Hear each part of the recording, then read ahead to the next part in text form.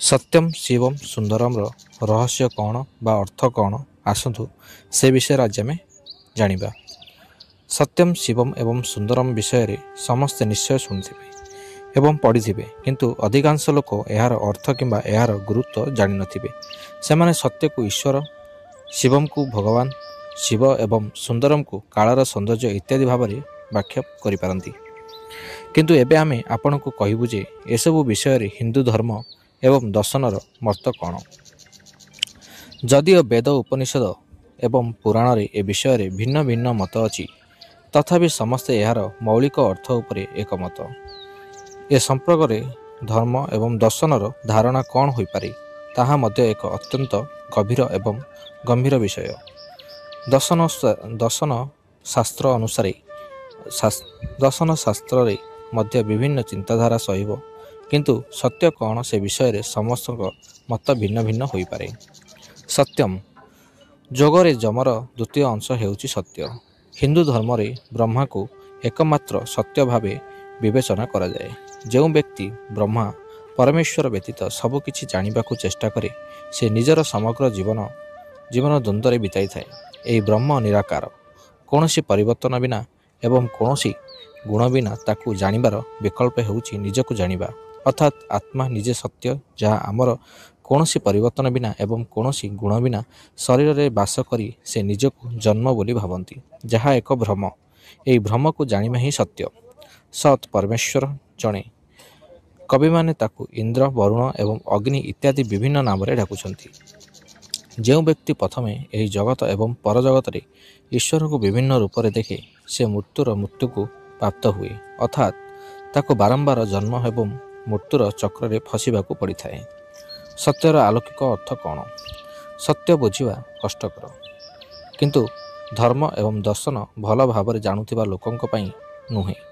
ସାଧାରଣତଃ ସତ୍ୟର ଅର୍ଥ ମିଛ ନ କହିବା ବୋଲି ବିବେଚନା କରାଯାଏ, କିନ୍ତୁ ଏହା ଠିକ୍ ନୁହେଁ। ସତ୍ୟ ହେଉଛି ସତ୍ ଏବଂ ତତ୍ ଧାତୁରେ ଗଠିତ, ଯାହାର ଅର୍ଥ ହେଉଛି ଏହା ଏବଂ ତାହା, ଅର୍ଥାତ୍ ଏହା ଏବଂ ତାହା ମଧ୍ୟ। କାରଣ ସତ୍ୟ ସମ୍ପୂର୍ଣ୍ଣ ଭାବରେ ଏକପାଖୁଆ ନୁହେଁ। ଈଶ୍ୱରରେ ପରିପୂର୍ଣ୍ଣ ଏହି ଜଗତ ଆତ୍ମାର ଏକ ଜାଲ। ଜୀବନ, ଜଗତ ଏବଂ ମନ ସବୁ ପରସ୍ପର ବିରୋଧୀ। ଏହି ବିରୋଧୀ ଭାଷାରେ ହିଁ ଯିଏ ସ୍ଥିର ଆତ୍ମା ଏବଂ ଈଶ୍ୱର, ସେ ଲୁଚି ରହିଛନ୍ତି। ସତ୍ୟକୁ ବୁଝିବା ପାଇଁ ତାର୍କିକ ଏବଂ ବୌଦ୍ଧିକ ବୁଦ୍ଧିମତ୍ତା ଉଭୟ ଆବଶ୍ୟକ। ଦ୍ୱନ୍ଦ୍ୱ ଏବଂ ଦ୍ୱନ୍ଦ୍ୱର ଦୂରୀକରଣରୁ ତାର୍କିକ ବୁଦ୍ଧିମତ୍ତା ଆସେ। ଚିନ୍ତା, କଥା ଏବଂ କାର୍ଯ୍ୟରେ ସ୍ଥିର ରହିବା ଦ୍ୱାରା ଦ୍ୱନ୍ଦ୍ୱ ଦୂର ହୁଏ। ଧର୍ମଗ୍ରନ୍ଥ ଗୁଡ଼ିକରେ ଆତ୍ମା, ଈଶ୍ୱର, ପ୍ରେମ ଏବଂ ଧର୍ମକୁ ସତ୍ୟ ଭାବରେ ବିବେଚନା କରାଯାଇଛି। ସତ୍ୟଠାରୁ ବଡ଼ କିଛି ନାହିଁ। ସତ୍ୟ ସହିତ ବଞ୍ଚିବା ଦ୍ୱାରା ମନ ହାଲକା ଏବଂ ଖୁସି ରହିଥାଏ। ଯଦି ମନ ହାଲକା ଏବଂ ଖୁସି ରହେ, ତେବେ ଶରୀର ସୁସ୍ଥ ଏବଂ ଫିଟ୍ ରହିଥାଏ। ସତ୍ୟର ଉପଯୋଗିତା ଏବଂ ସମ୍ଭାବନାକୁ ବହୁତ କମ୍ ଲୋକ ବୁଝନ୍ତି। ସତ୍ୟ କହିବା ଦ୍ୱାରା ଜଣେ ବ୍ୟକ୍ତି ମୋକ୍ଷ ପାଏ। ଗତିର ଅର୍ଥ ସମସ୍ତେ ଜାଣନ୍ତି। ସତ୍ ଚିତ୍ ଆନନ୍ଦ। ସତ୍ ଅର୍ଥ ହେଉଛି ମୌଳିକ କଣିକା କିମ୍ବା ଉପାଦାନ। ଚିତ ଅର୍ଥ ହେଉଛି ଆତ୍ମା ଏବଂ ଆନନ୍ଦ ଅର୍ଥ ହେଉଛି ପ୍ରକୃତି ଏବଂ ଆତ୍ମାର ମିଶ୍ରଣ ଦ୍ୱାରା ଉତ୍ପନ୍ନ ଭାବନା ଏବଂ ଏହାର ବିପରୀତରେ ଶବ୍ଦ ଆତ୍ମାର ଅନୁଭବ। ଈଶ୍ୱର ଏବଂ ଆତ୍ମାର ଅସ୍ତିତ୍ୱ ଏକମାତ୍ର ସତ୍ୟ। ଅନ୍ୟ ସବୁକିଛି ସେମାନଙ୍କ ଅସ୍ତିତ୍ୱ ଯୋଗ୍ୟ ଅସ୍ତିତ୍ୱ ପାଇଛି। ଆତ୍ମା ସତ୍ୟ ଚିତ। ଚିତ ହେଉଛି ମନର ଏକାଗ୍ରତା ଏବଂ ଆନନ୍ଦ ହେଉଛି ଆନନ୍ଦର ଏକ ଝଲକ। ଅନୁଭବ କରିବାକୁ ଆରମ୍ଭ କରେ, ଅର୍ଥାତ୍ ଯେତେବେଳେ ମନ ଆତ୍ମାର ସତ୍ୟରେ ଲିପ୍ତ ହୁଏ କିମ୍ବା ଲୀନ ହୁଏ, ସେତେବେଳେ ଯେଉଁ ଆନନ୍ଦର ଅବସ୍ଥା ସୃଷ୍ଟି ହୁଏ, ତାହା ହେଉଛି ସଚ୍ଚିଦାନନ୍ଦ ଅବସ୍ଥା। ସତ୍ୟର ସାଂସାରିକ ଅର୍ଥ। ସତ୍ୟ ଜାଣିବା କଷ୍ଟକର। ଈଶ୍ୱର ହେଉଛନ୍ତି ସତ୍ୟ। ସତ୍ୟ କହିବା ମଧ୍ୟ ସତ୍ୟ। ସତ୍ୟ ଜିନିଷକୁ ସମର୍ଥନ କରିବା ମଧ୍ୟ ସତ୍ୟ। ସତ୍ୟକୁ ବୁଝିବା, ଶୁଣିବା ଏବଂ ଅଭ୍ୟାସ କରିବା ନିଶ୍ଚିତ ଭାବରେ କଷ୍ଟକର, କିନ୍ତୁ ଅଭ୍ୟାସ ଦ୍ୱାରା ଏହା ସହଜ ହୋଇଯାଏ। ଯାହା ଦୃଶ୍ୟମାନ ତାହା ସତ୍ୟ ନୁହେଁ, ବରଂ ଏହାକୁ ବୁଝିବା ସତ୍ୟ, ଅର୍ଥାତ୍ ଯାହା ମିଥ୍ୟା ତାହା ଜାଣିବା ସତ୍ୟ। ମିଥ୍ୟା ଜାଣିବା ପରେ ହିଁ ଜଣେ ବ୍ୟକ୍ତି ସତ୍ୟର ପ୍ରକୃତ ପଥରେ ଆସିଥାଏ। ଯେତେବେଳେ ଜଣେ ବ୍ୟକ୍ତି ସତ୍ୟ ପଥରୁ ଦୂରରେ ରହେ, ସେ ତାଙ୍କ ଜୀବନରେ ସମସ୍ୟା ସୃଷ୍ଟି କରେ। ମିଛ କହୁଥିବା ବ୍ୟକ୍ତିଙ୍କ ମନରେ ଦ୍ୱନ୍ଦ୍ୱ ଏବଂ ଦ୍ୱନ୍ଦ୍ୱ ଥାଏ, ଯାହାଦ୍ୱାରା ମାନସିକ ରୋଗ ସୃଷ୍ଟି ହୁଏ। ମାନସିକ ରୋଗ ଶରୀର ଉପରେ ଘାତକ ପ୍ରଭାବ ପକାଇଥାଏ। ଏପରି ପରିସ୍ଥିତିରେ ସତ୍ୟକୁ ବୁଝିବା ପାଇଁ ଏକ ତାର୍କିକ ବୁଦ୍ଧିମତ୍ତା ଆବଶ୍ୟକ।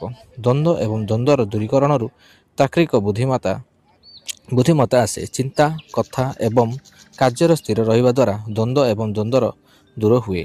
ସାଧାରଣତଃ ସତ୍ୟର ଅର୍ଥ ମିଛ ନୁହେଁ ବୋଲି ବିବେଚନା କରାଯାଏ, କିନ୍ତୁ ସତ୍ୟ ସତ୍ୟ ଏବଂ ତତ୍ସତ୍ୟକୁ ଗଠିତ ଯାହାର ଅର୍ଥ ଏହା ଏବଂ ତାହା, ଅର୍ଥାତ୍ ଏହା ଏବଂ ତାହା, କାରଣ ସତ୍ୟ ସମ୍ପୂର୍ଣ୍ଣ ଏକପକ୍ଷୀୟ ନୁହେଁ।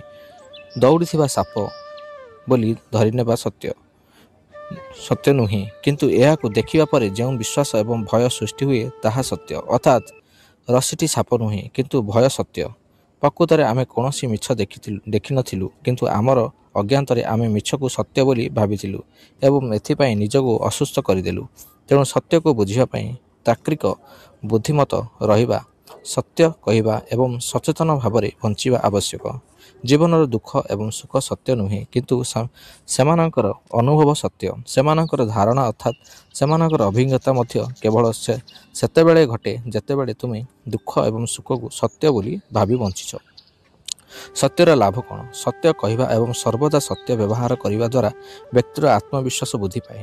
ମନ ସୁସ୍ଥ ଏବଂ ଶକ୍ତିଶାଳୀ ଅନୁଭବ କରେ। ତୁମେ ଡିପ୍ରେସନ୍ ଏବଂ ଚାପପୂର୍ଣ୍ଣ ଜୀବନରୁ ମୁକ୍ତି ପାଇବ। ଶରୀର ଯେକୌଣସି ପ୍ରକାରର ରୋଗ ସହିତ ଲଢ଼ିବାର କ୍ଷମତା ବିକଶିତ କରେ। ସୁଖ ଏବଂ ଦୁଃଖର ସନ୍ତୁଳିତ କରାଇ ଜଣେ ବ୍ୟକ୍ତି ଏକ ଚିନ୍ତାମୁକ୍ତ ଏବଂ ସୁଖୀ ଜୀବନକୁ ଆକ୍ରମଣ କରେ। ସମସ୍ତ ପ୍ରକାରର ରୋଗ ଏବଂ ଦୁଃଖ ଦୂର ହୁଏ। ଶିବମ୍ କ'ଣ? ଲୋକମାନେ ପ୍ରାୟତଃ ଶିବମ୍ ନାମକୁ ଭଗବାନ ଶଙ୍କରଙ୍କ ସହିତ ଯୋଡ଼ନ୍ତି, ଯେତେବେଳେ ଭଗବାନ ଶଙ୍କର ଭିନ୍ନ ଏବଂ ଶିବ ଭିନ୍ନ। ଶିବ ହେଉଛନ୍ତି ନିରାକାର, ଗୁଣହୀନ ଏବଂ ଅମୂର୍ତ୍ତ ସତ୍ୟ। ନିଶ୍ଚିତ ଭାବରେ ମାତା ପାର୍ବତୀଙ୍କର ସ୍ୱାମୀ ମଧ୍ୟ ଶିବଙ୍କ ଏକ ରୂପ, କାରଣ ସେ ଧ୍ୟାନଶୀଳ ବ୍ୟକ୍ତି ହୋଇ ପରମ ସତ୍ୟରେ ମଗ୍ନ ହୁଅନ୍ତି, କିନ୍ତୁ ସେ ଶିବ ନୁହନ୍ତି। ଶିବଙ୍କ ଅର୍ଥ ମଙ୍ଗଳକର, ଅର୍ଥାତ୍ ଯଦି ଏହା ସତ୍ୟ ତେବେ ଏହା ସହିତ କିଛି ଭଲ ଜଡ଼ିତ ରହିବ, ନଚେତ୍ ଏହା ସତ୍ୟ ହୋଇପାରିବ ନାହିଁ।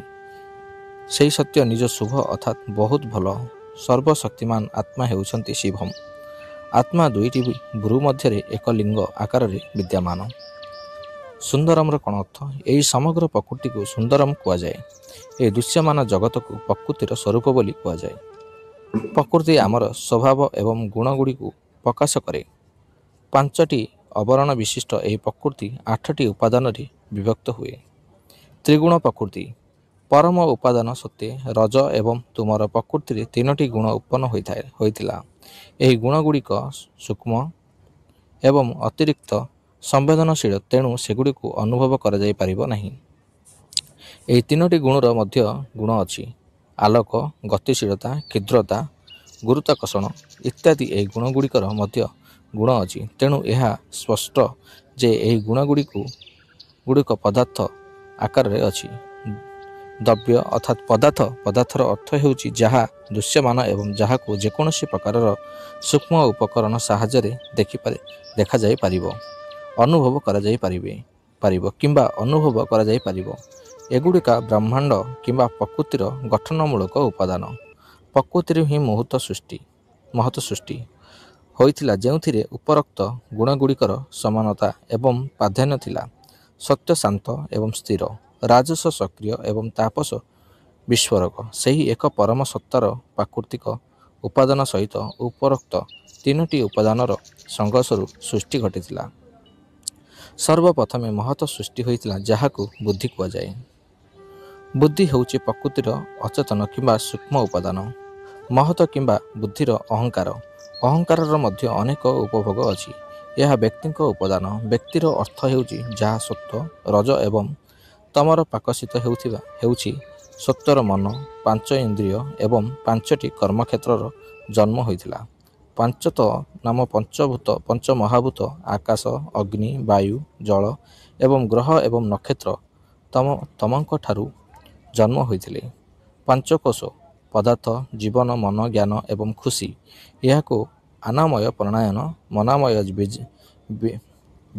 ବୀଜାନମୟ ଏବଂ ଆନନ୍ଦମୟ କୁହାଯାଏ। ପ୍ରକୃତରେ ତୁମେ ଏକ ଶରୀରରେ ବାସ କରୁଛ, ଯାହା ଭୌତିକ ଜଗତର ଏକ ଅଂଶ।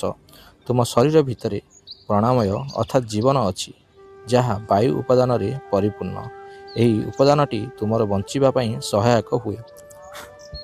ଯଦି ତୁମେ ଯାହା ଦେଖି ଏବଂ ଶୁଣି ସେହି ଅନୁସାରେ କାର୍ଯ୍ୟ କର, ତେବେ ତୁମେ ଆତ୍ମାରେ ବାସ କର। ଅର୍ଥାତ୍ ତୁମେ ଏକ ପ୍ରାଣୀ ବ୍ୟତୀତ ଆଉ କିଛି ନୁହେଁ। ମନୋମୟର ଅର୍ଥ ହେଉଛି ତୁମ ଶରୀରରେ ପ୍ରାଣ ବ୍ୟତୀତ ମନ ମଧ୍ୟ ଅଛି, ଯାହାକୁ ଚିତ୍ତ କୁହାଯାଏ। ଯିଏ ପଞ୍ଚ ଇନ୍ଦ୍ରିୟ ଦ୍ୱାରା ପ୍ରଭାବିତ ଏବଂ ବୁଝିପାର କ୍ଷମତା ମଧ୍ୟ ରହେ, ସେହି ମନ ବ୍ୟତୀତ ତୁମ ଭିତରେ ଏକ ବୈଜ୍ଞାନିକ ମନ ମଧ୍ୟ ଅଛି, ଅର୍ଥାତ୍ ଏକ ବୁଦ୍ଧି ଯାହା ବିଶ୍ଳେଷଣ ଏବଂ ବିଭାଜନ କରିବାକୁ ଜାଣେ। ଏହା ଗଭୀର ହେବା ସହିତ ମନ ଅଦୃଶ୍ୟ ହୋଇଯାଏ ଏବଂ ବ୍ୟକ୍ତି ସଚେତନାରେ ବଞ୍ଚେ। ଯେତେବେଳେ ଏହି ଅନୁଭବ ଗଭୀର ହୁଏ, କେବଳ ଜଣେ ବ୍ୟକ୍ତି ତାଙ୍କର ପ୍ରକୃତ ସ୍ୱଭାବ ଅର୍ଥାତ୍ ଆନନ୍ଦମୟ ସ୍ୱରୂପ ପ୍ରାପ୍ତ କରେ। ଅର୍ଥାତ୍ ଯେଉଁ ଆତ୍ମା ପାଞ୍ଚ ଇନ୍ଦ୍ରିୟ ବିନା ନିଜ ଅସ୍ତିତ୍ୱ ବିଷୟରେ ଭଲ ଭାବରେ ଜାଣନ୍ତି। ସତ୍ୟର ଲାଭ କ'ଣ? ସତ୍ୟ କହିବା ଏବଂ ସର୍ବଦା ସତ୍ୟ ବ୍ୟବହାର କରିବା ଦ୍ୱାରା ବ୍ୟକ୍ତିର ଆତ୍ମବିଶ୍ୱାସ ବୃଦ୍ଧି ପାଏ। ମନ ସୁସ୍ଥ ଏବଂ ଶକ୍ତିଶାଳୀ ଅନୁଭବ କରେ। ତୁମେ ଡିପ୍ରେସନ୍ ଏବଂ ଚାପପୂର୍ଣ୍ଣ ଜୀବନରୁ ମୁକ୍ତି ପାଇବ। ଶରୀର ଯେକୌଣସି ପ୍ରକାରର ରୋଗ ସହିତ ଲଢ଼ିବାର କ୍ଷମତା ବିକଶିତ କରେ। ସୁଖ ଏବଂ ଦୁଃଖରେ ସନ୍ତୁଳିତ ରହି ଜଣେ ବ୍ୟକ୍ତି ଏକ ଚିନ୍ତାମୁକ୍ତ ଏବଂ ସୁଖୀ ଜୀବନଯାପନକୁ ଆକ୍ରମଣ କରେ। ସମସ୍ତ ପ୍ରକାରର ରୋଗ ଏବଂ ଦୁଃଖ ଦୂର ହୁଏ। 8ଟି ଉପାଦାନ କ'ଣ କ'ଣ? ଆସନ୍ତୁ ଜାଣିବା। ଅନନ୍ତ, ମହାନତ, ଅନ୍ଧକାର, ଆକାଶ, ବାୟୁ, ଅଗ୍ନି, ଜଳ, ପୃଥିବୀ। ଅନନ୍ତ ଯାହାକୁ ଆତ୍ମା କୁହାଯାଏ। ପୃଥିବୀ, ଜଳ, ବାୟୁ, ଅଗ୍ନି, ଆକାଶ, ମନ, ବୁଦ୍ଧି ଏବଂ ଅହଙ୍କାର ପ୍ରକୃତିର 8ଟି ଉପାଦାନ।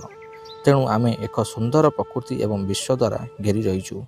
ଯେଉଁ ବ୍ୟକ୍ତି ଏହି ବୃତ୍ତରୁ ନିଜକୁ ଅଲଗା କରି ନିଜକୁ ପାଆନ୍ତି, ସେ ସତ୍ୟକୁ ପ୍ରାପ୍ତ କରନ୍ତି। ଜଗତରେ କେବଳ 3ଟି ଉପାଦାନ ଅଛି, ସତ୍ୟ, ଶିବ ଏବଂ ସୁନ୍ଦର। ଈଶ୍ୱର, ଆତ୍ମା ଏବଂ ପ୍ରକୃତି। ଏହାକୁ କୁହାଯାଏ ସତ୍ୟ, ମନ ଏବଂ ଖୁସି। ଓମ୍ ନମଃ ଶିବାୟ। ଆପଣଙ୍କୁ ଜାଣିପାରିଲେ ସତ୍ୟମ୍ ଶିବମ୍ ସୁନ୍ଦରମର ଷ୍ଟୋରି କ'ଣ? ଏ ବିଷୟରେ ଯଦି ଚ୍ୟାନେଲଟି ଆପଣଙ୍କୁ ଯଦି ଭଲ ଲାଗେ, ଭିଡ଼ିଓଟି ଭଲ ଲାଗିଲା, ତାହେଲେ ଭିଡ଼ିଓକୁ ପ୍ଲିଜ୍ ଗୋଟେ ଲାଇକ୍ କରିଦେବେ। ଚ୍ୟାନେଲରେ ନୂଆ ଥିଲେ ଚ୍ୟାନେଲକୁ ସବସ୍କ୍ରାଇବ୍ କରିଦେବେ। ରହିଲି, ନମସ୍କାର।